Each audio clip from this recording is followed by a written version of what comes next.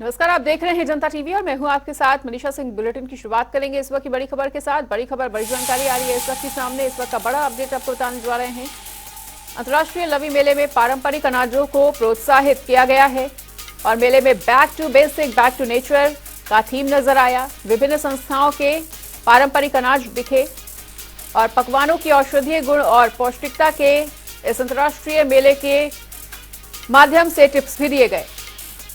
तो लवी मेले में पारंपरिक अनाजों को लगातार प्रोत्साहन दिया जा रहा है और मेले में back to basic, back to nature theme पर तमाम आयोजन हो रहे हैं। विभिन्न संस्थाओं के पारंपरिक अनाजों को भी इसमें देखा गया और आपको बता दें कि बेसिक, बैक टू बेसिक और बैक टू नेचर इस मेले का थीम है। प्रदर्शनी में विभिन्न संस्थाओं के पारंपरिक अनाज देखने को मिले हैं और पकवानों के औषधीय गुण और पौष्टिकता के इस मेले के माध्यम से टिप्स भी दिए जा रहे हैं। मानव जीवन सुखी निरोग के लिए प्रेरित किया जा रहा है जनता को। तो रामपुर में अंतर्राष्ट्रीय लवी मेला आयोजित किया गया है और मानव जीवन सुखी निरोग के लिए प्रेरित किया जा रहा है। और इससे बीच एक और बड़ी जानकारी का रुख कर लेते हैं। एक और बड़ी खबर सामने आती हुई, बड़ी खबर, बड़ी जानकारी आपको बताने जा रहे हैं। इस वक्त की एक और बड़ी जानकारी आपको बता दें, डीजीपी मामले में हिमाचल हाईकोर्ट में सुनवाई हुई और कारोबारी की शिकायत पर एफआईआर दर्ज होगी। हाईकोर्ट ने यह स्पष्ट कर दिया है और अब डीजीपी के खिलाफ मामला दर्ज किया जाएगा। आपको बता दें कि डीजीपी और निशांत शर्मा मामले में हिमाचल हाईकोर्ट में सुनवाई हुई है और हिमाचल के धर्मशाला से सामने आया था ये पूरा मामला।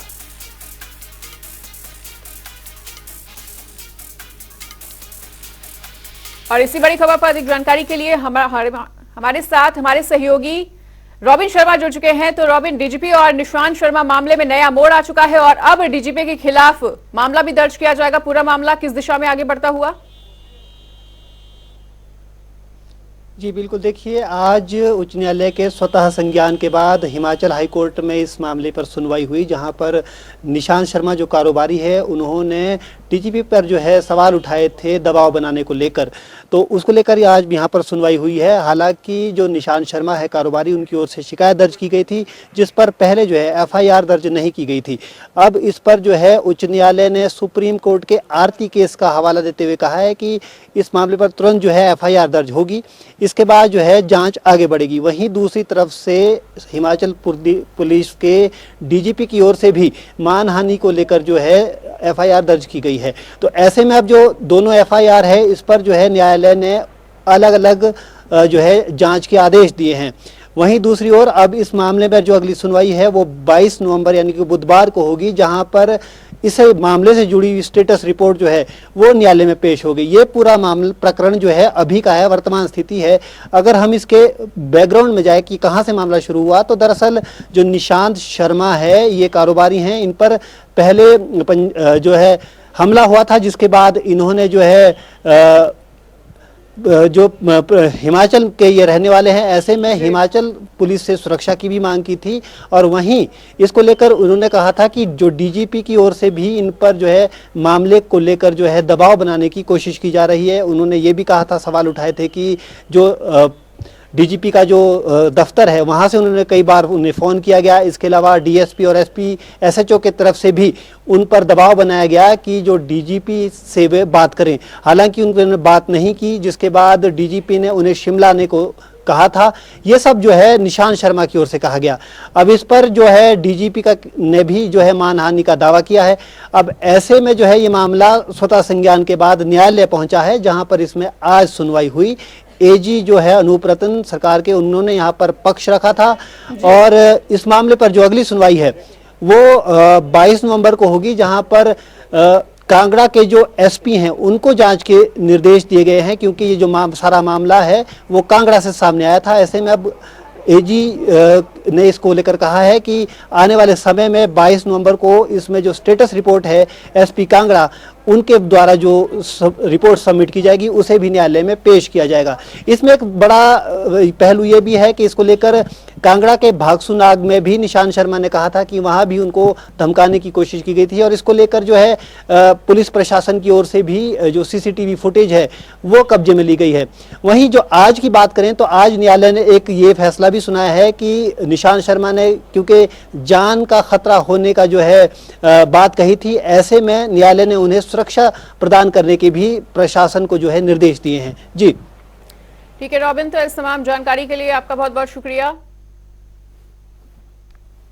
तो डीजीपी के खिलाफ अब मामला दर्ज किया जाएगा और हाईकोर्ट ने अब यह स्पष्ट कर दिया है आज की सुनवाई में।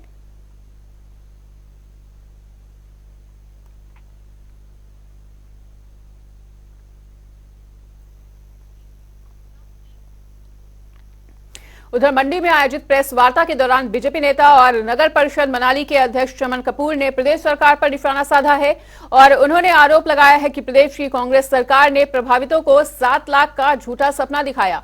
यहां पर ना तो प्रभावितों को राहत राशि मिली है और ना ही घर बनाने के लिए जमीन दी जा रही है।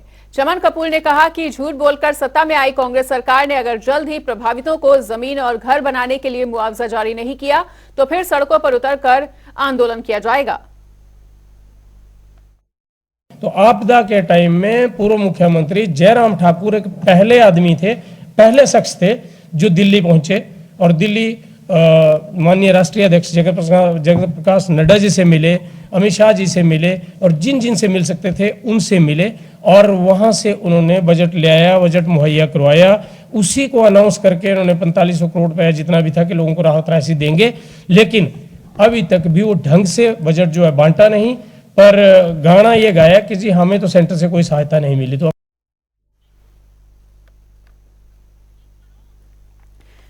प्रदेश सरकार पर गंभीर आरोप लगाए गए हैं चमन कपूर द्वारा और उन्होंने साफ तौर पर कहा है कि प्रभावितों को प्रदेश सरकार पूरी तरह से भूल चुकी है और उन्होंने 7 लाख का झूठा सपना दिखाया था जनता को और ना तो अब सरकार अपने वादे को याद कर रही है और ना ही वहां की जनता को। मंडी में प्रेस कॉन्फ्रेंस आयोजित की गई थी, जिस प्रेस कॉन्फ्रेंस के दौरान उन्होंने ये तमाम बातें कही हैं और चमन कपूर ने सरकार पर जमकर निशाना साधने का काम किया है।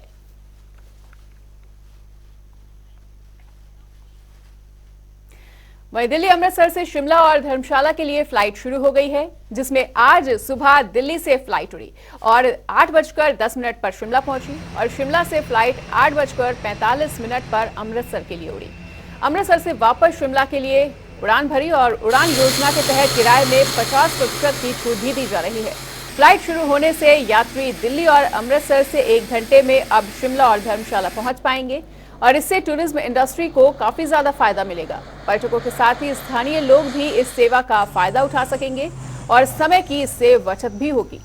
आपको बता दें कि प्रदेश में विंटर टूरिस्ट सीजन शुरू हो गया है और पहाड़ों पर जैसे ही ज्यादा बर्फबारी होगी उसके बाद अधिक संख्या में पर्यटक पहाड़ों का रुख करेंगे। उड़ान के शुरू होने से पर्यटन कारोबारियों में भी काफी ज्यादा खुशी की लहर देखने को मिल रही है।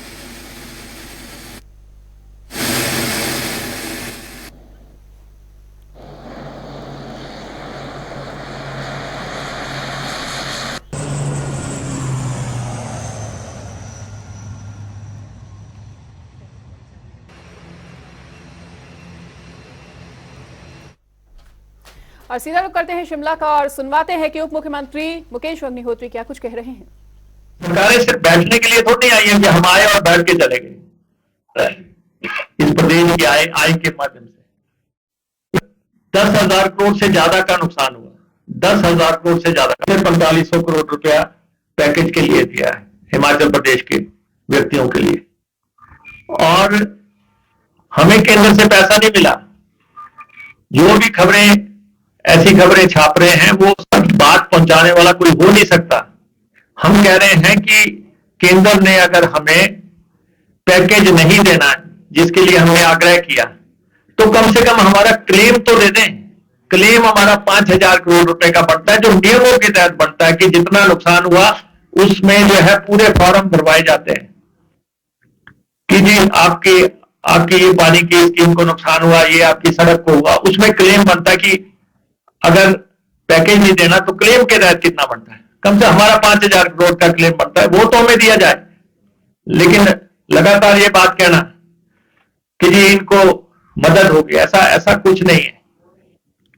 तो इसलिए आज के इस कार्यक्रम में आए और आर्टिफिशियल इंटेलिजेंस की चुनौतियां आप कैसे हमने नौकरियां देनी है, वो भी कंसर्न हमारा साथ में ही है।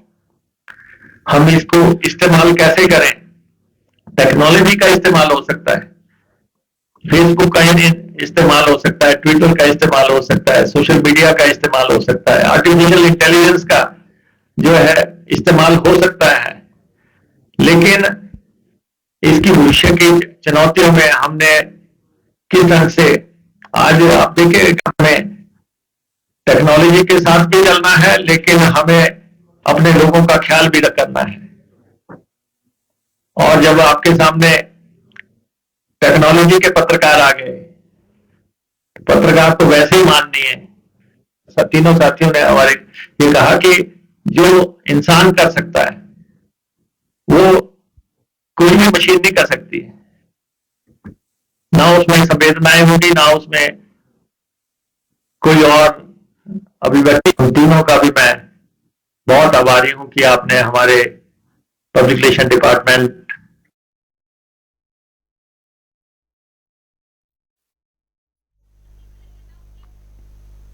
उधर हिमाचल प्रदेश में दृष्टिबाधित संगठन लगातार सरकार के खिलाफ मोर्चा खोले हुए है और संगठन को अपनी मांगों को लेकर लगातार प्रदर्शन करते हुए 23 दिन का वक्त बीत चुका है, लेकिन प्रदर्शन अभी भी जारी है। और एक बार फिर से हिमाचल प्रदेश सचिवालय के बाहर दृष्टिबाधित संघ के लोग पहुंचे और उन्होंने अपनी मांगों को लेकर हुंकार भरी।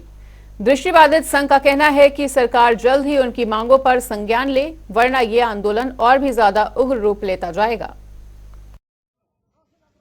आज 23वें दिन में हमारा जो आंदोलन है 23वें दिन में है।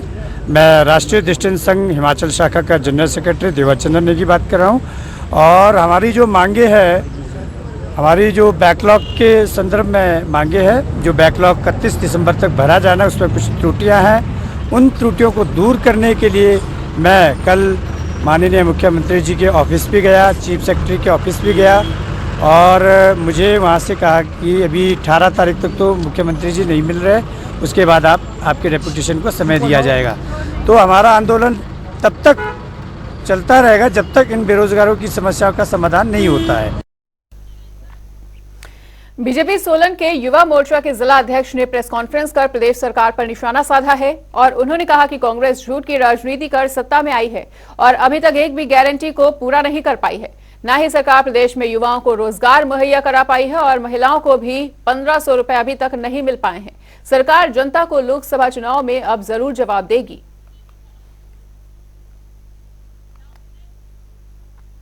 हिमाचल प्रदेश में सत्ता परिवर्तन हुए अभी 1 साल से भी कम का समय हुआ है, लेकिन विपक्ष लगातार सरकार पर आक्रामक बना हुआ है।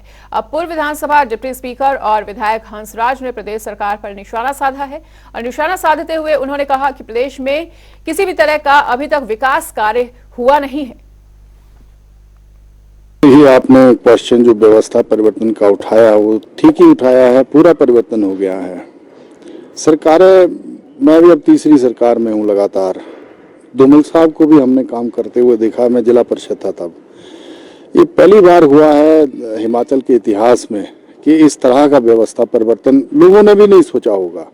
1 साल से हम लोग एक तरह से कोड ऑफ कंडक्ट की स्थिति में है, जैसे आदर्श आचार संहिता लगी हो कि ना कोई उद्घाटन होगा, ना कोई शिलान्यास होगा, घोषणाएं जो इन्होंने की थी वो पूरी नहीं होंगी और आम जन तक जो रिलीफ मिलना चाहिए वो पूरे हिमाचल प्रदेश के युवा अभी भी इनकी तरफ देख रहे हैं। जिस तरह से आते ही इन्होंने कहा कि हमने सिलेक्शन बोर्ड्स को जो है वो स्थगित किया, नए बोर्ड बनेंगे, अभी इंटरव्यू होंगे, 1 लाख युवाओं को रोजगार देंगे, माताओं बहनों को 1500 रुपये देंगे, 2 रुपये किलो वो गोबर खरीदेंगे, 100 रुपये किलो जो है वो दूध खरीदेंगे। ये सारी की सारी चीजें जो है वो अब इनको देख करके लगता है कि ये सरकार ही नहीं है, मतलब सरकार ही नहीं चल रही है। तो हमारा तो यही कहना है कि सीएम साहब ने या इनकी सरकार ने ऐसा व्यवस्था परिवर्तन किया कि जो पीछे हम लोगों ने चीजें चलाई भी थी वो भी खत्म हो गई। तो अब हम लोग ये सोच रहे हैं कि कब हम सरकार को परिवर्तित कर दें और सच में व्यवस्था परिवर्तन हो।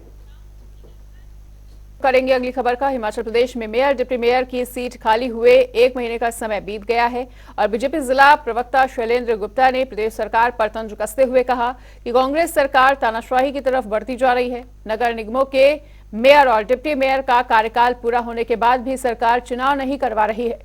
इससे विकास कार्य प्रभावित हो रहे हैं और आपदा राहत, पुनर्निर्माण और पुनर्वास के कार्यक्रमों में भी बहुत देरी हो रही है। कांग्रेस सरकार जब से ये विराजमान हुई है तब से शहरी निकायों को इन्होंने चोट पहुंचाने के अलावा कोई काम नहीं किया। पहले बजट को वापस लेने की बात की। अब 4 जो हमारी नगर निगमों के चुनाव 1 महीने से ज्यादा हो गए हैं, वो अभी तक चुनाव नहीं हुए और जिसके कारण लोग परेशान हो रहे हैं। स्पेशली जो हिमाचली बोनाफाइड के लिए जो मेयर के काउंटर सिग्नेचर होते हैं, और आजकल लोगों के बच्चों के कहीं एग्जाम्स हो रहे हैं, कहीं कंपटीशन एग्जाम्स में बैठना है, तो हिमाचली बोनाफाइड की जरूरत पड़ती है। अगली खबर सोलन से, जहां अस्पताल में मरीजों को आयुष्मान भारत योजना का लाभ अब मिलता हुआ नजर आने लगा है और इससे मरीजों को उपचार करवाने में भी काफी ज्यादा आसानी हो रही है। मरीजों को आर्थिक बोझ का सामना नहीं करना पड़ता और इस योजना के तहत करीब 2500 मरीजों को उपचार की सुविधा मिल चुकी है। अभी तक इस योजना पर करीब 80 लाख रुपए खर्च किए गए हैं और साथ ही लोगों को इस योजना को लेकर जागरूक भी किया जा रहा है। की बड़ी महत्वाकांक्षी योजना रही है और आयुष्मान भारत भी बड़ी महत्वाकांक्षी योजना रही है। इसमें सरकार का जो मेन मकसद ये रहता है कि जो हमारे आयुष्मान भारत और हिमकेयर के कार्ड धारक हैं उनको हॉस्पिटल में हर तरह की सुविधा जो है ना, हर तरह की ट्रीटमेंट कार्ड के ऊपर जितने भी लोगों का उसमें नाम होता है वो बिल्कुल मुफ्त दी जाती है और उस पर हम प्रयासरत रहते हैं हमेशा। जब से सरकार की योजना चली है आयुष्मान भारत 2018 से चली है ये योजना और अभी तक मैं आपके डाटा के लिए बता देता हूँ कि अभी तक हम इसमें कम से कम जो है ना आयुष्मान भारत में 2500 लोगों को जो है ट्रीटमेंट फ्री ट्रीटमेंट दे चुके हैं इस हॉस्पिटल में, RH हॉस्पिटल में।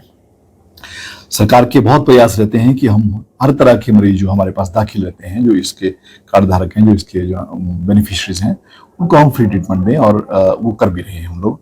तो इसमें अभी तक हम लोग जो है ना कम से कम जो है ना 80 लाख रुपया खर्च कर चुके हैं। वसुधैव कुटुंबकम की थीम पर 42वां अंतर्राष्ट्रीय व्यापार मेले का आगाज प्रगति मैदान से हो चुका है और इस बार मेले में हिस्सा लेने वाले 13 देशों के साथ साथ 25 राज्य और देश विदेशों के 3500 प्रदर्शक हिस्सा ले रहे हैं। इसमें हिमाचल प्रदेश की झलक भी देखने को मिलेगी और देखिए हमारे संवाददाता स्पर्श शर्मा की एक खास रिपोर्ट।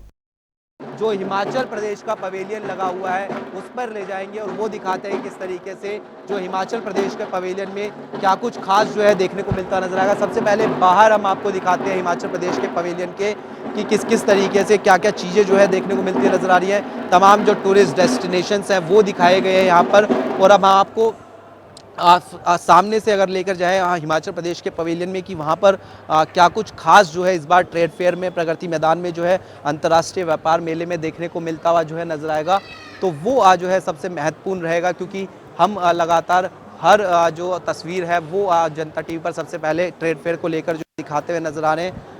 ये हिमाचल प्रदेश का पवेलियन है और यहाँ पर हम आपको दिखाएंगे कि किस तरीके से जो अलग अलग जो थीम्स हैं वो यहाँ पर जो है देखने को मिलती हुई नज़र आएंगी। शॉपिंग की बात करें तो वो शॉपिंग को लेकर किस तरीके से जो है चीज़ें देखने को मिलती हुई नज़र आएंगी। हिम क्राफ्ट की यहाँ पर जो है एक राइजिंग हिमाचल जो स्लोगन है हिमाचल सरकार का वो यहाँ पर देखने को मिलता नज़र आ रहा है। इसी तरीके से हिमाचल प्रदेश की जो झलक है वो यहाँ पर जो है सीधे तौर पर जो है देखने को मिलती हुई नज़र आ रही है। शॉल्स की बात की जाए या फिर कोई जो घर सजाने के लिए सामान लेना चाहता है वो यहाँ पर जो है देखने को मिलता हुआ जो है नज़र आ सकता है। हम जानने की भी कोशिश करते हैं किस तरीके से मैम इस बार ट्रेड फेयर में क्या कुछ खास जो है देखने को मिलता नज़र आया। हम आप देख रहे हैं कि शॉल्स हैं, आप जो सजाने का सामान है वो भी यहाँ पर लेकर आए हैं। हाँ जी सर, यहाँ पे ये कुल्लू प्योर होते हैं, तो ये हैं वुडन, प्योर वुडन में, और ये शॉल्स हैं, इस तरह के कैप्स वगैरह। प्राइसिंग की अगर हम बात करते हैं तो रफली आइडिया आप देखिए कहाँ से शुरू हो जाएगा, कहाँ से जो है से स्टार्टिंग है कैप का। तो देखिए हम आपको और स्टॉल्स पे भी ले जाएंगे कि किस तरीके से जो है तमाम चीज़ें जो है देखने को मिलती हुई नजर आई। हिमाचल की टोपी यहाँ पर देखने को मिलती हुई नजर आएंगी। भैया क्या कुछ खास जो है आप लेकर आए हुए हैं?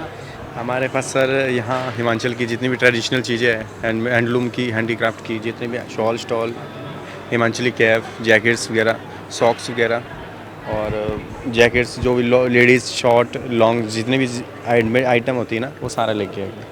रफली आइडिया बात करें तो ये हिमाचल की जैसे जैकेट देखने को मिलती हुई नजर आ रही है, तो ये किस प्राइस रेंज से स्टार्ट होती ये प्राइस 1500 से स्टार्ट है। है? तो हम आपको आगे भी दिखाते हैं कि किस तरीके से जो अलग अलग स्टॉल्स है वो देखने को मिलते हुए जो है यहाँ पर जो है नज़र आ रहे हैं। हिमाचल से जुड़ी हुई अगर आप शॉपिंग करना चाहते हैं तो वो आप जो है यहाँ पर कर सकते हैं। पहाड़ों में जिस तरीके से अचार देखने को मिलता हुआ नज़र आता है वो यहाँ पर देख सकते हैं। स्टॉल्स जो है वो यहाँ पर जो है यहाँ पर देखने को मिलता हुआ नज़र आ सकता है। तो एक पवेलियन हिमाचल प्रदेश सरकार का जो है वो सीधे तौर पर जो है यहाँ पर देखने को जो है मिलता हुआ नज़र आ रहा है।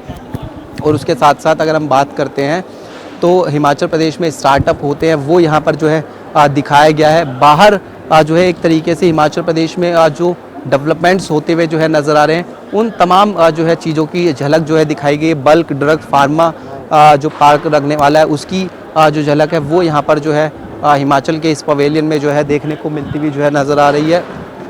तो एक पूरा जो थीम है वो जो है सेट करने की कोशिश जो है वो यहाँ पर जो है देखने को मिलते हुए जो है नज़र आ रही है। हिमाचल प्रदेश के बात करते हैं तो हिमाचल प्रदेश टूरिज़्म जो है किस तरीके से बढ़ावा जो है वहाँ पर जो सरकार देती हुई नज़र आती है, उसको लेकर जो चीज़ें हैं वो यहाँ पर जो है सीधे तौर पर जो है दर्शाई गई हैं। इसी तरीके से राइजिंग हिमाचल की हर जगह जो झलक है वो आज जो है राइजिंग हिमाचल की जो है देखने को मिलती हुई नज़र आएंगी। इसी तरीके से ये जो कुछ जो सजाने के लिए सामान है वो यहाँ पर जो है देखने को मिलते हुए जो है नज़र।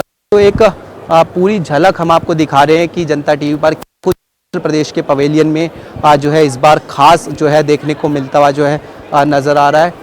ये जो है एप्पल जूस जो है यहाँ पर हिमाचल प्रदेश के इस पवेलियन में जो है देखने को मिलता हुआ जो है नज़र आएगा। HPMC के जो तमाम प्रोडक्ट्स हैं वो यहाँ पर जो है देखने को जो है मिलते हुए नज़र आ रहे हैं। तो ऐसे में हम आपको दूसरी तरफ भी अगर हम दिखाएं कि आंध्र प्रदेश का ये जो पवेलियन है वो जो है देखने को मिलता नज़र आ रहा है। एक भव्य तरीके से तमाम राज्यों के जो अलग अलग पवेलियन हैं वो आज जो है सजाए गए हैं। तो फिलहाल हम आपको किसी और पवेलियन में जो है लेकर जाते हैं और दिखाने की कोशिश करते हैं कि किस तरीके से जो ट्रेड फेयर है उसके इस बार क्या कुछ अलग अलग रंग जो है देखने को मिलते हुए नज़र आ रहे हैं। कैमरामैन संजय के साथ स्पर्श शर्मा, जनता टीवी, दिल्ली। और यहाँ पर एक और छोटे से ब्रेक के लिए खबरों का सिलसिला लगातार जारी है। देखते रहिए जनता टीवी।